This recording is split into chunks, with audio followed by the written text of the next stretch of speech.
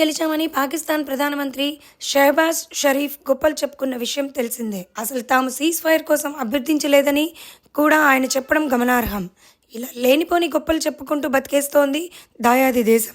అయితే తాజాగా ఆ దేశ మాజీ క్రికెటర్ షాహిద్ అఫ్రిది మరో అడుగు ముందుకేసి కరాచీలో సోమవారం జరిగిన విక్టరీ ర్యాలీలో పాల్గొన్నాడు. ఇందుకు సంబంధించిన వీడియో ప్రస్తుతం సామాజిక మాధ్యమాల్లో వైరల్ అవుతోంది.